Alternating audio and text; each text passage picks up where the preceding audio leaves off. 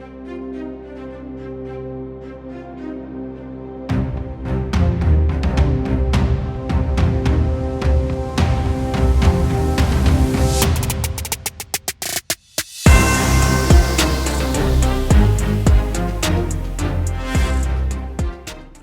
for tuning in to the Football Talk Squadron. I'm Dutch. And I'm Pops. And welcome to round 2 of the college football playoff. We'll go through each of the 4 games, sort of talk about a recap. A little bit of the previous round of the first round.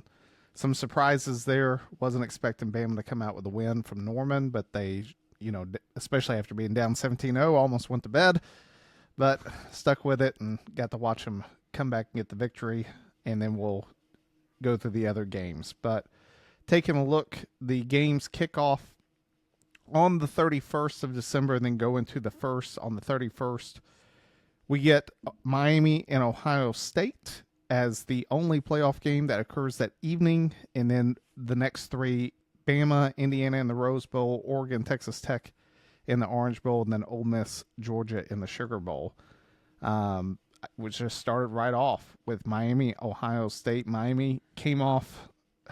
They got the win, but at no point would I say Miami fans are probably feeling comfortable going into the Ohio State game. My question for you is, and I guess I'll lead it in like this, is do you feel like it was lack of offense, or do you think that both of those defenses were good enough, and how does that prepare them going into the matchup with Ohio State? Yeah, I mean, I definitely think that there were some struggles on the offensive side. Like, I think I texted you guys in the it might have been the fourth quarter. I said the good thing for A&M is that Carson Beck is Miami's quarterback. They're just neither side was really producing on the offensive side of the ball that we thought they were. And, I mean, I felt like A&M was able to drive the ball well on Miami. The only problem was that, Marcel Reed had 3 turnovers himself. And, I mean, you just can't do that in a game like that. And what I texted you guys specifically was, like, the fact that A&M had 3 turnovers in a CFP game and Miami couldn't just walk away with it, just, in my opinion, laid more on Miami's offensive struggles that I think are only going to continue going into this matchup with Ohio State. I was mad in the first half because, believe it or not, I sort of felt like they needed to let Carson Beck throw the football more on first and second down. It felt like they would run twice for a gain of maximum in 2 plays of like 3 yards. And it kept setting them up in third and distance. And Elko with that A&M defense kept blitzing. And Miami has a really good offensive line, don't get me wrong. But Texas A&M is going to show some defensive stuff that is going to overwhelm the line. And they continually did that. Now, the good thing is, I think Texas A&M did that sort of leaning into the fact that they thought Beck would turn it over. He didn't, which saved Miami. The only turnover was Malachi Toney that I thought would end up costing him, but he got redemption there and was able to score at the end. I get it was game 1, Ohio State, Texas. But I sent this to you guys in the chat. I don't know whether Ohio State's offense is phenomenal or not. And I say that, don't get me wrong, Jeremiah Smith and Cornell Tate, phenomenal wide receivers. But from a standpoint of when you look at 2 good defenses, which I get week 1, we can sort of do what we want with that. But then against Indiana, it was like, in both of those games, they got held to 7, or Texas was 14, Indiana was 7. They got down in the red zone, had some stops that cost them from getting points. But do you sort of lean into this that maybe Ohio State's offense isn't as high power as we think when it's going against a good defense? And do you put Miami in that category? Well, yeah. I mean, I see where you're leaning with that. And another thing, too, is that Ryan Day's already come out saying that he's calling the offense for this game. So there's already some shakeup that's already happening, in which that should tell us all that we need to know is, yes, you're correct to the fact that the offense is not doing what they're supposed to be doing, to the fact that the head coach has got to take over the play calling. I still don't see, because again, Ohio State's got a phenomenal defense with Matt Patricia calling it. I could still see that Miami's defense would not be able to slow the offense of Ohio State down to the ability that they need to win the game. Here's my conundrum with that. What is Miami going to have that I think a lot of teams don't have? Like in just a variable. Like when you face a Miami team, what's Miami always sort of Florida teams? Speed. Yeah. Speed kills. Like I think that they do, like especially at the position of safety, Miami safeties are very physical. Like I like Miami's defense. Like they are fast flowing.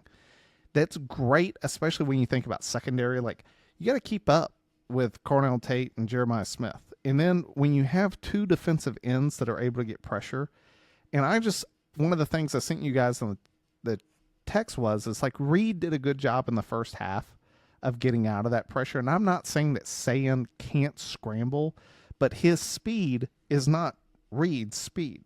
That's a different gear. Like Sayan's probably more like a Mahomes. Like he's shifty, and he's going to, if you leave him 20 yards in the middle of the field, he's probably going to take off. But at no point are you sitting back like, yo, this dude's going to make everyone else look dumb in the middle of the field. I don't see that happening. So if they can get pressure on Sayan, which we've seen teams do, I think they have a good chance from that standpoint. It comes down to Carson Beck in the offense, like which Ohio State has done a really good job with in terms of just defensive scheme this year. The coach is blanking in my head, the guy with the pencil in his ear. That was the Patriots head coach for forever, or defensive coordinator. That's Patricia. who they... Yeah, Patricia. Patricia, yes. That's their defensive coordinator. Yep. Do you think Carson Beck and them can move the ball? Well, and that's where I was going was that I think Matt Patricia's done a great job with that defense, and that's what's kept him in it. Because we talked about it earlier in the season. You know, just they weren't blowing teams out. Like the cupcakes that they were playing from an offensive standpoint, it just was not there, you know, to the point, you know, where we are now where Ryan Day's taking over the offense. And I think Ohio State, if you had to go defense for defense, I would take Ohio State's in this case. Yeah. I think the other part, though, is Carson Beck's been here. Like, that's the one thing that they do have going. As much as we like to talk down on the guy, like, he made the business decision not to go to the draft and make another $8 million by going to Miami. You know, so he's already got some sort of smarts to him. The biggest part is, you know, if the defense isn't able to trip him up, I could see where Miami gets the advantage in this. I will say Mendoza did a really good job that on the boots and other things, he was under pressure, and he made some throws under the blitz. Can Carson do that without turning it over? Like, that's ultimately what the defense is really trying to produce. It's just producing an ill-timed throw. Now, I think that what Miami has is you're going to see a lot of what they did early, running the football. I think that Ohio State's defensive line is not what it was last year.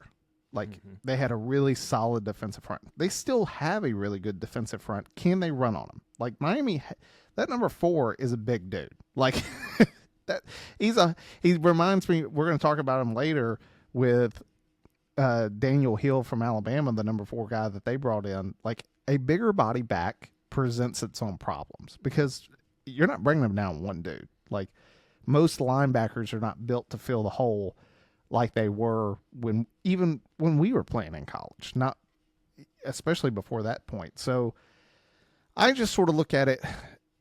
I can't remember going back to Ryan Day calling the offense. So when you said that, and I saw that this morning, I immediately go back to 2 years ago when they played Michigan and the play calling was atrocious. And I feel like that was Ryan. I know Chip Kelly was the offensive coordinator at that point, but even something about that, I go, you know, I feel like we've been down this road before, and Ryan Day taking over the play calling doesn't necessarily give me this like, oh, they're going to be fine. Win. Yeah. You know, if anything, it introduces its own set of problems. Just because I will say from a standpoint of defensive schemes, the coach has got a whole different side view to go down in terms of film preparation. What's this guy normally call? they're going to go through all that, and they have plenty of coaching interns that sit down and just analyze, hey, on 3rd and 5 or greater, Ryan Day, when he's called the offense, likes to run this 60% of the time. Like, coaches have those type of tendencies of what coaches like to call based upon down and distance, and they usually, it's that and a little bit of feel with just being like, I really think we're about to get a screen, so I'm going to call this. Little things that you can go with. I would love to. I don't like Ohio State. I think everyone on this podcast doesn't like Ohio State, but it's hard not to pick Ohio State based upon how Miami played at A&M. For sure. Like, that's the toughest part. Like, I would love to sit back and tell you that Miami's offense is going to be able to get it together against Ohio State's defense, but I would put Ohio State's defense and A&M's defense on par. Now, Miami did miss multiple kicks. They had instances where the score could have been a little bit more wider, but at the same time, like you talked about, Reed turned the ball over a bunch. Like, they should have been winning by 20-something points when it got to the fourth quarter based upon A&M's turnovers. Just weren't able to happen. Well, and even down to the last play. Like, if Reed threw it, in front of his receiver instead of behind him, like, we're going to overtime. Yeah. He was wide open. He just missed the throw. So, which has been A&M's, we saw it in the South Carolina. It's all a story of, like, what team do we see? Mm-hmm. And even Ohio State versus Michigan, like, it took a 4th down play, tossing it up to Jeremiah Smith to sort of get that offense out of its funk. I keep going back to this. I know I've said it multiple times. It's like the best and the worst of teams that you've seen, like, both things are capable. Ohio State could easily come out and just absolutely beat the brakes off Miami, which I think a lot of people think is possible. Yeah. I mean, this is the first time that Miami's like a 7.5 dog. It's a 9.5 point favorite for Ohio State. Like, and I'm not mad at that line, honestly. Like, if anything, if Miami's offense shows up like it's Texas A&M, dude, you can almost double that line. Like, it's more than 2 scores that Ohio State will put up. That's just me. And I think my biggest question mark is just, this is Sain's first shot at the playoffs. And like we'll see what we get, out of a young quarterback going into his first playoff game. I mean, the jitters, everybody talks about it. It's like people handle it a different way. Like Josh Allen throws up before every single game. Like everybody handles their jitters differently, and we'll see if Sain's able to step up to the plate and take on the challenge. I think this is going to be a interesting note, since we'll see how you think about this. Games at Jerry's World, it's the Cotton Bowl. We know Ohio State fans travel well, but Miami we haven't seen in the playoffs, period, since the inception of the playoff, even the 4-team. Do you think that Miami can compete, at least make it a 50-50 in terms of the stadium, or do you still think it's going to be a home field advantage for Ohio State? I mean, I think, when you think of Miami, you think of money. Like, you think that you've got enough people that would be willing to travel. I mean, Michael Irvin lives in Dallas, so he's going to be on the sidelines regardless. Like... Nothing having a coked-out Michael Irvin for your mascot, just losing his mind. Yeah, man. So I really think that you're right in the aspect that there's so many Ohio State alumni just from all over, and so... they're like, hey, this game's in Dallas. We live in Texas. Like, we're going, or wherever they're at. It makes it more feasible for them to travel to this game, even though the ticket price is going to be higher. I can see the same for Miami. I would give it 60-40. Yeah. I mean, I can honestly see it being... I think Miami has money. My question is are they willing to go spit... Like... I think if it was a different team other than Ohio State and they thought they were going to have a chance, I can see them being like, yeah, let's shell out. You just don't know. Like, I remember when Georgia made the Rose Bowl against Oklahoma, against Baker, Georgia shelled out. Like, fans were like, we have not been, we're going to go. Like, we are going to try to make our presence felt. I can easily see that happening, but at the same time, my tendency says that Ohio State will pay the money. And I can see it being, especially since Ohio State's like a 9.5-point favorite. You sort of go into it going, hey, we should win this game. I don't want to pay if we're going to lose. I think it's going to be like 70-30 Ohio State fans to Miami. But that's me. So are you taking Ohio State as well? Yeah.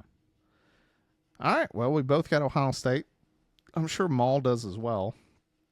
I haven't asked, but that would be my intuition. Then going into Thursday, New Year's Day, kicking off 4 p.m. the Rose Bowl, Alabama, Indiana. Open it up, talk about Alabama rallying for 17 points down against Oklahoma, putting up 34 points against that defense. I get 7 of which came from a pick 6 going against Indiana, who undefeated, came off beating the team that we just talked about in Ohio State in the Big Ten championship game.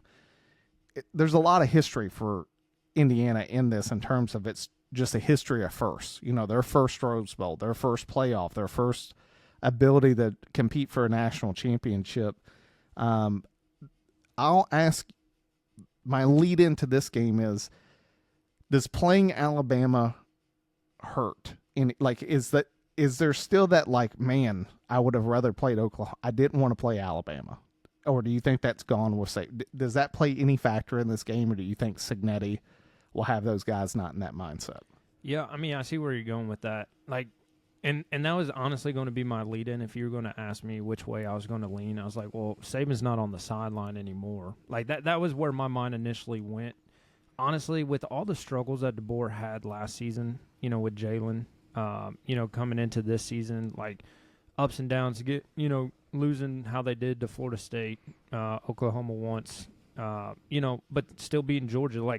There's so many ups and downs that Alabama's had this year, and we haven't seen that out of Indiana. When you're looking at it on paper, they stepped up in the games they need to. They beat Oregon. They beat Ohio State. They showed, that it wasn't a fluke. And compared to last year where they got boat raced in the playoffs by Ohio State, I really think Indiana's got it together. The question will be is, can the defense trip up Mendoza? Because we've seen the struggles out of the Alabama offense this year. The only game that I can sit back, if I wanted to point to one for Indiana, that I can sort of sit back and go, there's a chance for Bama. Penn State. Yeah. Now, they still won. They made the drive when they needed to. But when you think about that Penn State team, there is no Aller. Aller's hurt at that point. They've come off losses to UCLA. Penn State was already gone. Yeah, was a disheveled team at best. Now, I get they had to go into Happy Valley and beat them. There is something to be said about beating an opponent like South Carolina. For Bama was the exact same type of scenario for them. They had to go into that opponent's territory, find a way to win at the end of the game, and they did. That's the only type of thing that I can sort of sit back. And then the other bigger information I would say for Indiana is they lost their starting offensive tackle. He was high-fiving with fans at the end of the game and hurt his leg to the point that he's done for the rest of the year. I know that's just one guy, but I sort of always like to go back to the pros. When Jalen Carter doesn't play for the Eagles, it's a different defense. That one guy changes things because you got to double team him. It lets your linebackers be free. It gets other guys on the defensive line one-on-one. So much stuff happens when one of your best defensive linemen goes down that it does change the game. The good news for Indiana is Bama really hasn't run the ball that well. It's a pass rush thing for them. Can they get to Ty Simpson? What are your keys to the game for Alabama and Indiana? Well, yeah, and that was the thing that I was going to go into is with the struggles with the run game is, Ty Simpson going to have the time to sit back in the pocket, and tear apart the defense. That's going to be the keys to them is, which version of Ty Simpson are we going to see? Are we going to see the Heisman hopeful early on in the season? Or are we going to see the guy who, had his struggles, throwing, dirty interceptions and stuff like that? I don't like the inconsistencies with the defense or with Alabama on the offensive side of the ball. Going into, last week, they made quite the comeback. So, they have the momentum on their side to keep the train rolling. I don't know if they're going to be able to overcome Mendoza in the offense. Yeah. Holly's brother, my brother-in-law, reached out and was like, "What do you think?" And because we all have our own different side group texts. And I told him, Bama to me, and we'll see if you agree with this statement. I've seen Bama play at its best. And I think you look at that Georgia game, you think about the second quarter on against Oklahoma. I think if Bama can play to that level, I think they could beat anyone in the playoffs. That's just me. Like, For sure. they have a very, very talented wide receiver core. They can be explosive. I get the run game at times struggles. They opened it up better against Oklahoma, had a big 30-yard run. Daniel Hill's been coming on. I think that they have and their defense has played actually pretty well. Like, it's sort of an undervalued defense going into this. And I think we forget about that it's not like the offense has had to carry the load. A lot of times the defense has really kept them in the game. But at the same time, I also look at that SEC championship game. I look at the first quarter of Oklahoma. Like, there's other times in it, and it's like, well, what Bama team shows up? And because the crazy thing is, it's such a stark comparison. One, you get annihilated by Indiana, and the other one, I think that you can possibly win, but really keep it. Like, I still think Indiana's a good enough school that even if Bama came out and played like exceptionally well, it's still a close game at the end. Like, the spread's only 6.5, and I think that's predicated on Bama playing well. Because if Bama comes out and looks like they did against Georgia, Mendoza has a great arm. Like, he will pick them apart if they can't get pressure, period. Like, they have to be able to affect Mendoza in the pocket or this game's over from that standpoint. Do you think Indiana comes out and tries to assert dominance with a run?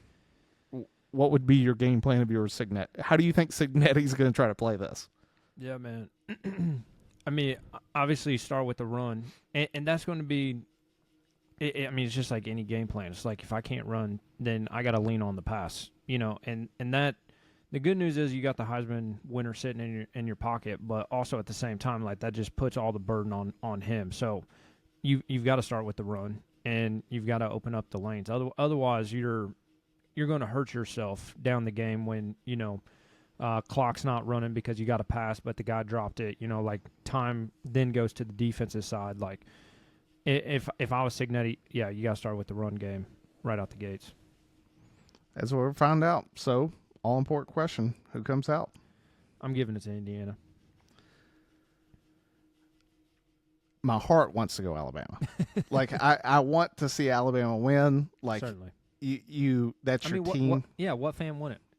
I have to go without. I know I picked Oklahoma last week, and I keep feeling like enough. Like, I'm taking the Tide. Give me the Tide to come out and perform like they should be all year. Give me the Tide to get a Rose Bowl victory. Well, spoiler, turn into the NFL episode, and I'll say something different about the Bears. Okay.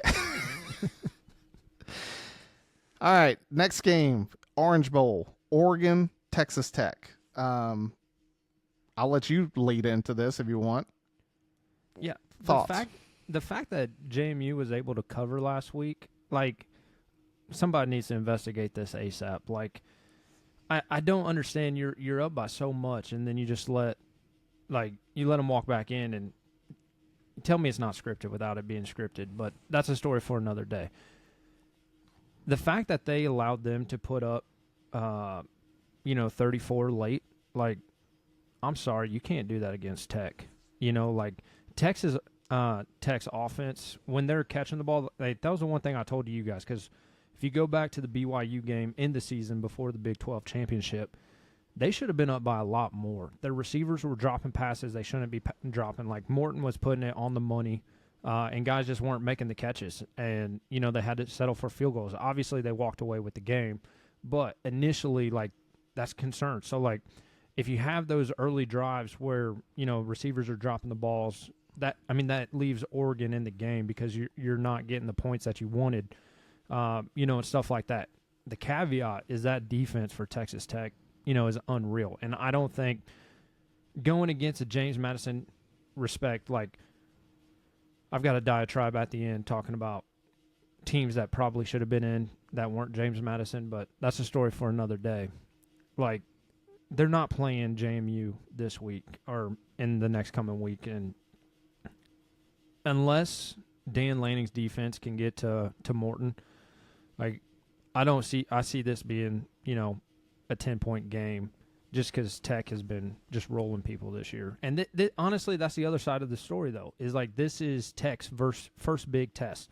The only test that they had all year was 2 games against BYU, and they handled business. So, like, it's just one of those things. Like, I don't know, is the Texas Tech team truly legit, or is there really that stepping stone in between competition between the Big 12 versus the Big 10? But my first assumption, Texas Tech's going to win the game. I watched I turned it off in the second half and then went Packers-Bears in total honesty because Oregon was winning by so much. Now, I will say the score was deceptive because if you watched it, JMU was moving the football on Oregon. It was not like, I know the first half was like 34-3, and you sort of sit back and you're like, oh, I guess Oregon turned it over. That's how they got 3 points. JMU was driving. It was just that drive stalled out on the inside of Oregon's territory. And they went for it on 4th down because they knew they needed touchdowns, and they just couldn't convert them. But from a standpoint of them moving the ball, they were moving the ball, and it showed up in the second half, especially, put up 34 points, of which, Lanning came out and said, he's like, we have to finish games different. He knows that because Texas Tech has the ability to score. The thing that is surprising to me is Vegas has Oregon as the favorite, which I'm in the same boat as you. I just sort of sit back, and the only credence to why I think that it can be is if you watch that Big 12 championship game, in the first half alone, there were about 3 opportunities for pick sixes by BYU. Like, Morton wasn't the most accurate and didn't make the best decisions. That's all it takes. Like we saw it in the Oklahoma-Bama game. You can be up 17, but if you throw a pick six, dude, it changes the game so quickly when your quarterback is not on one. And as you talked about with drops, like I think about Ryan Williams. Like he had multiple opportunities to catch the football, and when you don't, it just shifts the dynamics of the game. So from that, now the thing that you mentioned, but it's the one unbreakable truth is Texas Tech's defense is for real. Like they play very good football. And if I'm being honest, Oregon's been overrated the whole year. Yes. Like when you think about their offense, it's like, okay, so who do they beat Penn State barely, needed some drives in the second half of that game just to get a touchdown. And then they lose to Indiana. Outside of that, it's like, dude, they haven't played anybody. Like we sit back and we think of Oregon from 2 years ago with Bo Nix, and we're like, oh, no. They're this team. And it's like, no, they're not. This is a different squad than what we have Oregon written into our minds as. Even last year with Dylan Gabriel. Like, I think there's more credence that the game ends up for Oregon like it did last year, a complete blowout by Texas Tech. Like, I really think Texas Tech comes out and they're up 28 points going in the half. That's the vibe I get going into this game. Well, that's just me. Yeah, and even like, you buy into the hype videos. Like, Lubbock's been looking for a time to spend money, and they've been spending money. Like, I think they're going to spend that oil money and get that stadium packed out because, this is the first time for Texas Tech, pretty much since the Crabtree days. Like, yeah, they had some good seasons with Mahomes, but, like, they were always 500. Like they weren't that good of a team outside of, the gunslinger in the pocket. Dude, they have a chance to play for a national championship, and, Texas loves football. So I see there being a lot of red and black in the stands this weekend or when the game's played. Oh, in Miami too. Oregon's got to fly all the way across the country. Texas Tech's going to spend the money. Yeah. 100%. Texas Tech will buy some seats. It will not be an Oregon crowd. I'm 100% agree with. So we're both taking Texas Tech in this? Yeah. There we go. Then the nightcap rematch. Ole Miss, Georgia. Ole Miss, unlike Oregon, took care of business for all 4 quarters against Tulane. It really wasn't. wasn't close. Like, Ole Miss had 2 straight drives, got up 14-0. I will say that they sort of like stumbled from that point, like Yeah, they did. just a little bit of inconsistencies, but then they found their gear again, and it was a dominating victory over Tulane. Going against Georgia, who last time Georgia needed 17 unanswered points in the fourth quarter to come back and beat Ole Miss, but it was in Athens, the home crowd.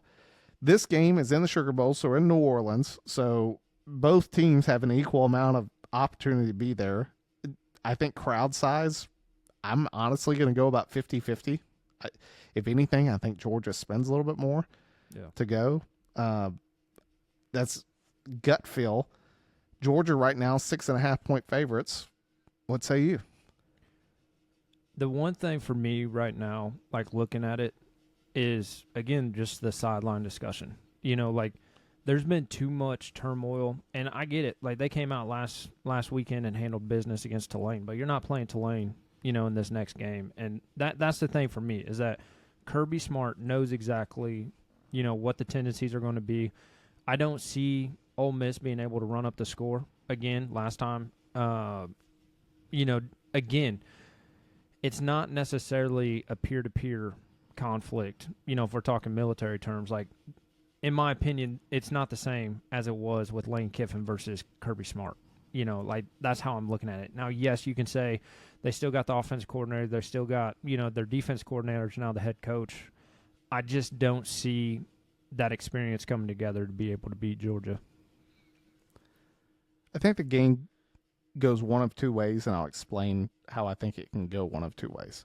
I think either Ole Miss wins or Ole Miss gets absolutely shellacked. I don't see it being a close game and Georgia squeaking it out at the end. What I saw out of Ole Miss gives me hope that they win. I think that you have players that are fired up and want to play and want to prove something. Look, yes, we lost our head coach. We're the ones playing. Mm-hmm. We're the ones executing. We don't need Lane Kiffin to win this national championship. We don't need him to beat Georgia. Like, he did it once. We can beat these guys. Like, we can find a way to win. I think that from a scheme, they still have the same offensive coordinator. He's back coaching. Golding's still calling defense. Where they can get themselves ahead is I still don't believe Georgia's offense is that impressive. Yeah. And I really don't think their defense is that impressive. I think that what they did against Bama was an outlier of anything. And I know someone they pulled out the stat. They were like, well, Georgia in their last 3 games has only given up 1 touchdown. And you're probably going to hear that going into it. But when you take a look at their last 3 games, you go, okay, well, who they play? And you're like, well, they played Charlotte, Georgia Tech, and Alabama. And even if you go back to the week prior, it was Texas. Like, Texas was giving them fits up until the onside kick. And then the game changed. Like, Georgia's defense, have they looked better than they did at the beginning of the season? Yes. But at the same time, this Georgia team, we talk about it all the time of like, you've seen this stuff before. Like, they struggled at Auburn. They struggled at Florida. Ole Miss, 43-35. They've had games that were pretty tight because of the inconsistencies on offense. Like, Gunnar Stockton, to me, is still the limfac in this game. Is he better than Carson Beck? For sure. From a standpoint of not turning it over, yes. Is he better than Carson Beck at throwing? I'd argue no. Like, I think Carson's the more talented quarterback at that position. I think Gunnar just has the ability to run a little bit more. I think Ole Miss's defense isn't bad. Like, they played with really good physical. Like, that's key to stopping Georgia. Can you stop the run? Like, if Ole Miss can be physical in the trenches and limit the run, I think they have a really good chance. Like, what else do you see from, like, on the opposite side for the offensive standpoint, outside of just, like, saying score points? Like, how does Ole Miss beat Georgia? Like, what do they have to do? Well, I think it's like, just the, Lane Kiffin style of offense of, calling the pop screens and stuff like that. Like, I don't think they're going to be able to get the big breakaway plays on those, like they were against Tulane. Like, and that's where, instead of running the ball on first down, you throw the quick wide receiver screen. Georgia's going to eat that up. Like, I don't see that being the opportunity for them to get, easy 5-7 yards right out the gates and then be second and short, to continue the drive. Like, I don't see those being available to them, and they're going to have to be able to run the ball against Georgia, to balance it out. We know that Chambliss can throw the ball, but I don't think he's going to be presented with a lot more confusion than I think he was against Tulane, without a doubt. Like, we know that Kirby's a defensive guy. Like, he's going to find the tendencies where Chambliss is going to struggle, and be able to cover up and disguise. I will say that I've seen Kirby do some weird stuff, and where Kirby usually gets hurt, and I say this from watching him go against Deshaun Watson in a national championship game, and they didn't have an answer. And I've seen it against Jalen Milroe, against Bama. Chambliss's best asset against Georgia is his legs. Now, his arm is fire. Like, if he can hit the guys, they're going to be competitive in this game. Where I think that he can really help them out is that in the times that he looks out and you go, look, I can sort of take even if it's like a 75% chance that I make this throw, or I can run for 15 yards, dude, if his legs can get him moving down the field and just take those, like, hey, it's almost like a check down. Like, oh, middle's open, I'm gone. Like, hurt the defense, because what you do is you start bringing more guys in the box. And Ole Miss has talent at wide receivers. Like, I think from a vertical standpoint, they can test Georgia. Georgia's secondary isn't what it's been in the past. I think that they can get beat over the top, but how you do that is you have to get guys to play close to the line of scrimmage to keep Chambliss from running. And if Chambliss can just escape and force that defense to get a little tighter in the box, I think that Ole Miss has a chance to go over the top. That's just me. For sure. So, predictions for the game. I'm taking Georgia. I'm taking Ole Miss. The Georgia team, to me, has been a mixed bag of tricks this year. Like, I still think it's Georgia.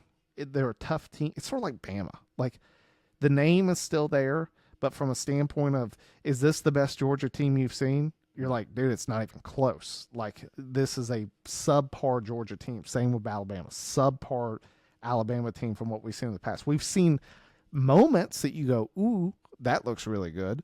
But when you look over the course of a whole, you go, this team has a lot of problems. Also, I also want someone to beat Ohio State. I think Ole Miss presents the greatest problem for Ohio State just because of the offense to keep up. That's just, I think if you could mine Kirby's defense with Ole Miss's offense, that's the perfect recipe. That's just what I'm going with right now. Like, for sure. I like Ole Miss. Give me Ole Miss to come out with the win and advance to the playoff. And also, by the note, I don't know if you know this. Did you know that when they won, LSU had to pay Lane Kiffin $100,000? No. He had written into the contract that for each of the wins, if they win, he gets paid out because he's not. I gave up this amount of money, and so what's funny is if Ole Miss somehow wins the national championship, they still got to pay $1 million to Lane Kiffin. Lane Kiffin gets a $1 million check from LSU. Not even like they're paying him because Ole Miss won, which I think, dude. I mean, I should have been a head coach. That was the missed opportunity in life. It's like the best one is to be a fired head coach. Just be a Jimbo Fisher, Yeah. My man's not even looking for a job. Why? Because they're paying you $27,000 a day to not coach. That's a good life. Who would you not want? A little early in the episode before calling it quits. Of these teams, who's the most dangerous?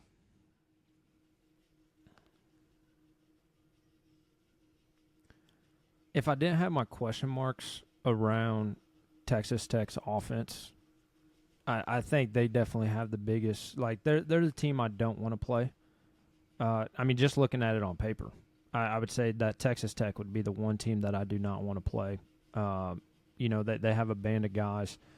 They spent all the NIL money. They cashed it all in, and it looks like it's paying off for them. The biggest question mark that lies is, once they start playing these bigger conference teams, like, is that offense going to be able to keep up? Because we know the defense is going to get the stops. So can you keep the offense on the field long enough to keep that defense rested on the sidelines and score some points? But I really like Texas Tech. It's hard to argue for me against Ohio State. You're just like I don't like them. You don't think Sayan's lack of experience will catch up against these bigger teams?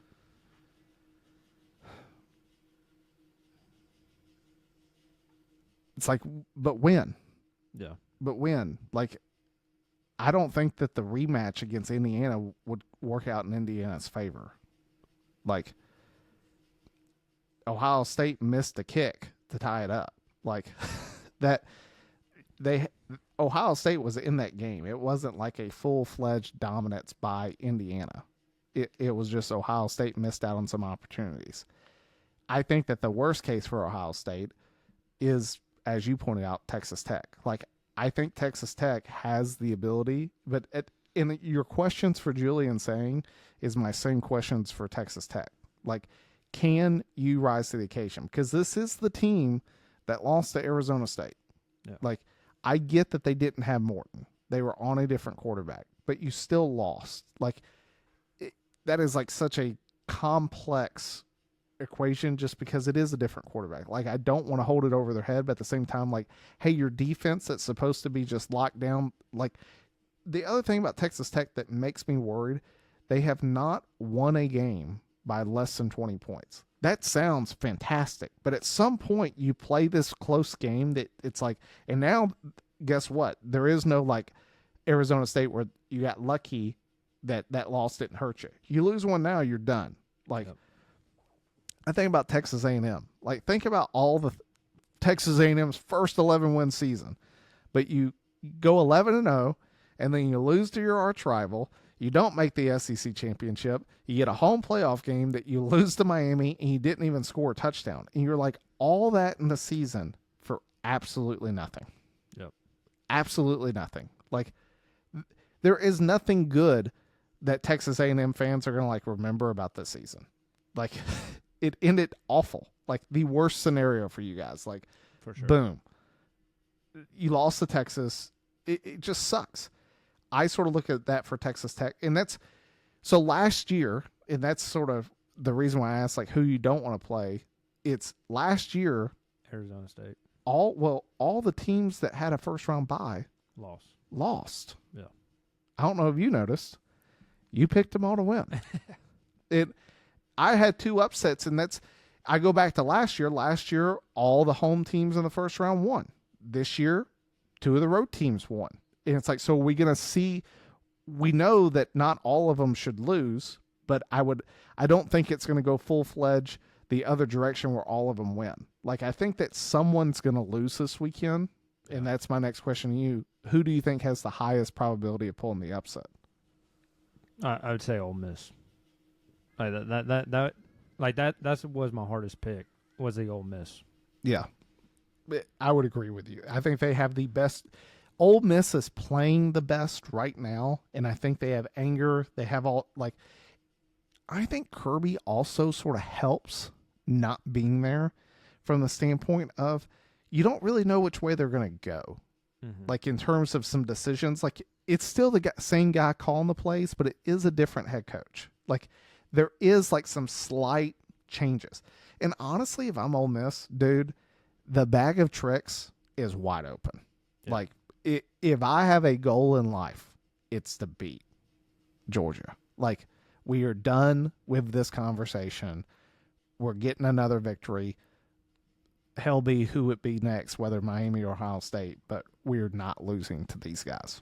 And I think that's the biggest thing for me is just that Ole Miss lacking to rise to the occasion, even this season, earlier in the season. Like, that's the thing is, like, for me, when that luck runs out, it's like, hey, they've been good all year, but they haven't won the games that mattered, and which this case was only one. But it's just like they're getting their opportunity for redemption again. It's going to be, it's going to be a good game.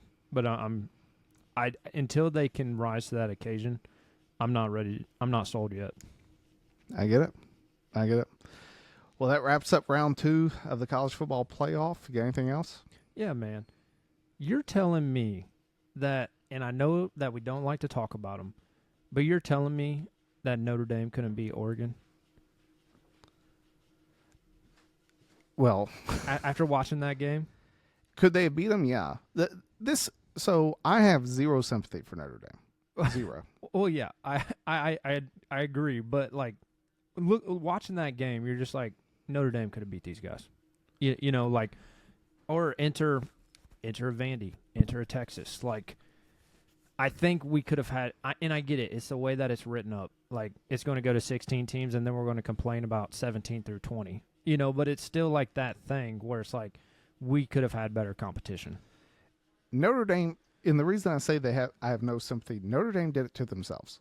Yeah. They didn't want to be the reason Oregon is in is because they're in a conference. And because by being in a conference, you get the luxury of being like Ole Miss, Oregon, Oklahoma, these other teams that were in the playoff, Bama, that you played in a conference. Now, I exclude Bama because at least Bama played for a conference championship game. But when you look at the other three, Oregon, Ole Miss, and Oklahoma, it's like they had the greatest schedule ever. We play in a conference. We weren't good enough to go to the conference championship, but we're sitting here with only 2 losses or 1, so we should be in. And they're like, yep, you're right. You're in. And Notre Dame doesn't play in a conference, so in even more so, look at next season. So they lost USC off their schedule. They're playing BYU. I would argue I think BYU is probably a better opponent in terms of who they're actually going to play against, but I think from a name that hurts Notre Dame's yes, it's a downgrade from perception, regardless of the quality of opponent. They have 3 road games. I talked about this with Maul. They go to Purdue, to North Carolina, and to Syracuse. That's it. Now, they have some other road games, like they play Wisconsin in Green Bay. So it's still a road game, but it's not in Madison. Like, it's at I'd hate to call that a neutral site. It's just not a true home field stadium for Wisconsin. Both teams are traveling. Both teams are out of their norm for being at home. I just sort of sit back and I go, I don't have sympathy for Notre Dame. Who I do have sympathy for is BYU. It's like that when Maul asked, you weren't on the episode, Maul asked at the beginning when we were talking about the rankings and sort of what we thought. Yeah, when he was going off in favor of BYU. Well, he just asked, he was like, do you think the committee got it right? And I said, no, because by the committee's logic, you should either put Bama and BYU in, or you put Notre Dame and Miami in. Like, by doing half and half, you mixed it up. Now, the good news is, committee looks like they got it right, which I hate from some standpoint, because it like gives us, everyone was Notre Dame fans on Twitter. It was hilarious watching them, and everyone was losing their mind. Like, can you believe that we put in Alabama over Notre Dame when they was down 17-0? And when everyone came back, everyone was like, I hope you kept these receipts. Like, people were dogging people. It was hilarious. I love people commenting on the internet. It's mainly because people know there's no consequence, like real life consequences. So they will say the most savage things on the face of the planet, which is great. But it's like, dude, the other thing for Notre Dame is it's like, well, what's your, we'd love to sort of see how you not being in a bowl game, how you react. And it's like, well, we're not going to find out because you opted out of your bowl game. Like, for sure. They could have went and played BYU. That's who they were scheduled to play in the Pop-Tart Bowl. Like, now it's Georgia Tech. And it's like, you took, and the other thing about that, I really want to know. Like, I want to know so bad. I don't feel like the players were like, no, we don't want to play another game. Yeah. Like, I don't know a competitor out there that sits back and it's like, no, I like to end my senior season in, out in limbo. In this like form of protest. Yeah. Like, because you ain't winning. It didn't change anything. Like, you protesting didn't do a thing. If anything, it just made you look weak. For the rest of your time, your college career, it's like, oh, your senior year, oh, you barely missed on the playoff. Well, where'd you play in the bowl game? We decided to stay home. Yeah. Like, that to me sends all the perception that was an administrative decision. Oh, and for sure. I would, like, for Jeremiah Love, I think what should have happened is the players should have came out and been like, it wasn't our call.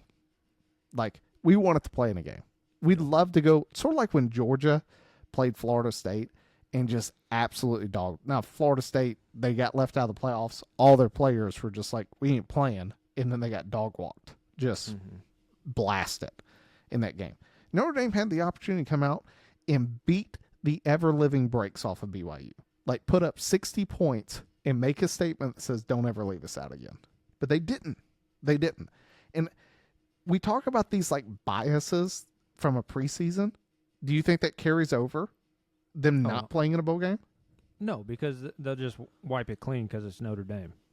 I sort of sit back and go, if they had played in a bowl game and came out and dominated, I think that leaves a lingering thing in the voters' mind. Like, oh, we shouldn't. But I think sitting out, I'm not saying, I agree with you, they're still going to be in the poll, but from a standpoint of like them starting the season higher, because it's like, ooh, we shouldn't have left them out, I think that's dissolved because they set out. That's just me. Which I get. We get the whole summer, spring and summer to forget this. But the other thing that we talked about with Maul on the podcast, that it's written into this memorandum of understanding that if Notre Dame's ranked 12 or better, they're automatically in. So I think there is going to be some consequence. Like, I can purposely see the committee being like, no, we don't think we're not giving you this automatic bid. Like, it's going to be harder for Notre Dame to slot its way into the top 12. Now, if they go undefeated, it's going to be hard to leave them out just because, like you said, it's Notre Dame, regardless of schedule. So we'll find out. You got anything else? No. All right. Well, you try to get me worked up, but I hate Notre Dame. Notre Dame and Ohio State, like, yeah, those two teams I could go the rest of my life without ever seeing again. Be completely happy. All right, well, that wraps it up. Time to pull chalks. We'll see you guys after the second round of the playoffs.